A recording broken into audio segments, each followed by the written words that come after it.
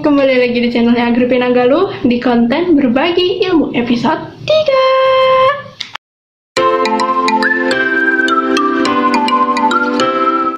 Oke, di video ketiga ini gue mau ngejelasin, lebih tepatnya menceritakan suatu kisah di surat Al-Qasas, terutama di ayat 7-13. Kalian yang nonton ini boleh banget sambil buka suratnya biar makin afdol. Oke, jadi kenapa gue milih topik ini? Karena menurut gue topik ini tuh sangat amat relatable, bahkan sampai sekarang. Jadi mari kita langsung bahas di video ini. Oke, jadi di surat Al-Qasas ini menceritakan kisah lahirnya Nabi Musa. Nah, ibunda Nabi Musa ini melahirkan Nabi Musa, tapi sayangnya Nabi Musa ini lahir di masa-masa dimana ada peraturan bayi laki-laki itu nggak boleh hidup dan membiarkan bayi perempuan yang dibiarin hidup gitu. Peraturan ini tuh dibuat sama Fir'aun, tentunya raja pada saat itu. Nah, galau dong ibunya Musa, aduh gimana ya supaya anak saya itu bisa tetap hidup di hidup saya, nggak mau anak saya itu dibunuh. Orang tua mana gitu yang mau anaknya dibunuh kan?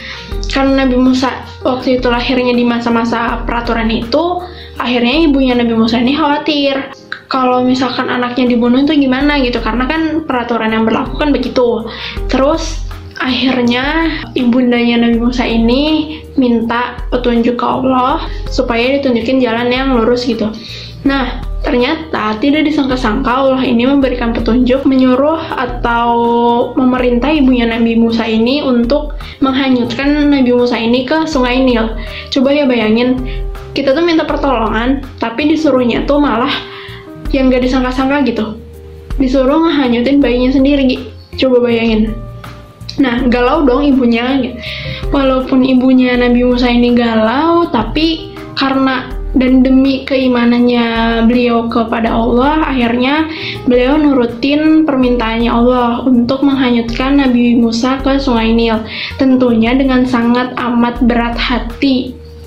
Nah, ya udah tuh Nabi Musa yang dihanyutin ke sungai Nil. Wah, setelah dihanyutin ini bener-bener kosong lah ya, pasti perasaannya tuh galau. Ya pokoknya bener-bener khawatir lah.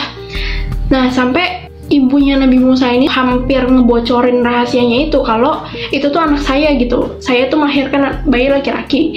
Tapi Allah itu meneguhkan hatinya ibu Musa untuk tidak menyebarkan rahasia tersebut gitu, dan mempercayakan aja semuanya ke Allah gitu, serahin semuanya ke Allah. Nah, ternyata lagi-lagi nih nggak disangka-sangka, Nabi Musa yang dihanyutin ke sungai Nil itu sampai ke tempatnya Fir'aun. Dan bahkan Asiyah ini, istrinya Fir'aun ini, yang menemukan Nabi Musa ini, dia pengen ngerawat Nabi Musa ini untuk jadi anaknya. Coba ya bayangin, menghindar dari Fir'aun, tapi Allah malah menakdirkan Nabi Musa ini ke tempatnya Fir'aun gitu, nyampe di tempatnya Fir'aun. Itu benar-benar skenario Allah tuh luar biasa banget gitu. Tadinya nih pastilah ya Fir'aun ini mau ngebunuh Nabi Musa gitu, tapi dicegah sama Asiyah, karena Asiyah ini udah langsung jatuh hati ke Nabi Musa gitu, karena lucu banget ya, karena masih bayi gitu ya, karena menurut itu lucu, terus penyejuk hati. Jadi Asiyah tuh pengen ngerawat. Akhirnya ya udah tuh diizinin sama Fir'aun untuk nggak apa-apa dirawat aja gitu sampai tumbuh dewasa katanya. Nah, terus skenario Allah lagi nih, ternyata Nabi Musa ini nangis kejar gitu, pengen disusui. Karena nangis kejar mau disusui, Allah ini ternyata ngebuat Nabi Musa ini nggak mau menyusul ke wanita manapun. Jadi dari berbagai macam sumber yang gue baca, ada kayak semacam sayembara gitu, sayembara untuk siapa yang bisa menyusui Nabi Musa ini bakal dikasih hadiah. Nah, banyak dong yang daftar gitu. Di sisi lain, ibundanya Nabi Musa ini memberikan semacam meminta tolong ke saudarinya Nabi Musa untuk memantau Nabi Musa di mana, terus ngapain aja gitu.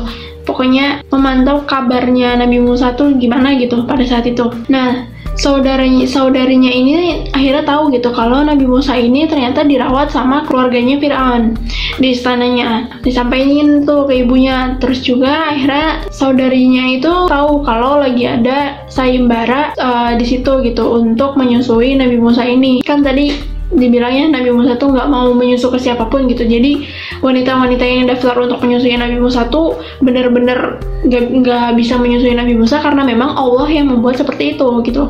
Allah membuat Nabi Musa tidak mau menyusu ke siapapun. Akhirnya saudarinya Nabi Musa ini bilang ke Asia, maukah aku tunjukkan keluarga yang dapat menyusui dan memeliharanya untukmu, dan mereka dapat berlaku baik padanya?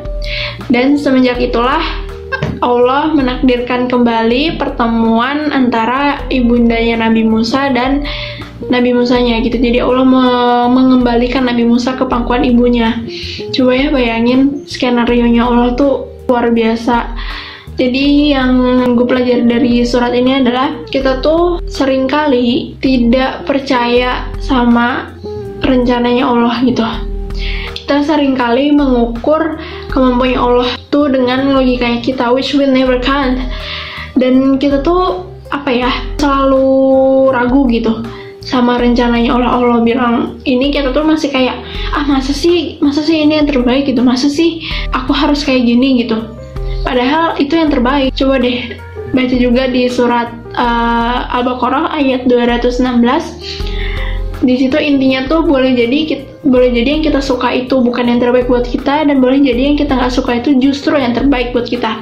Dan dari sini juga nih gue belajar kalau kita sebagai manusia itu sudah seharusnya menyerahkan segala urusan itu ke Yang Maha Kuasa gitu.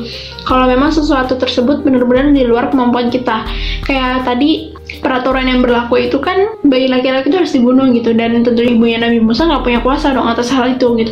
Tapi karena keimanannya beliau menyerahkan segala urusannya itu kepada Allah Subhanahu Wa Taala.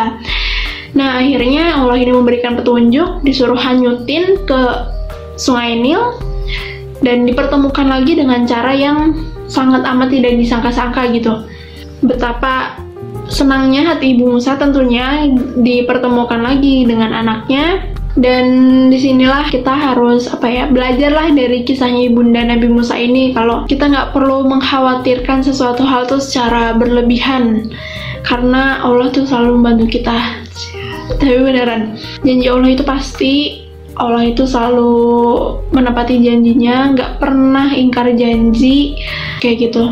Semoga ada yang dipelajari dari video ini. Kalau ada yang salah mohon dimaafkan. Wassalamualaikum warahmatullahi wabarakatuh.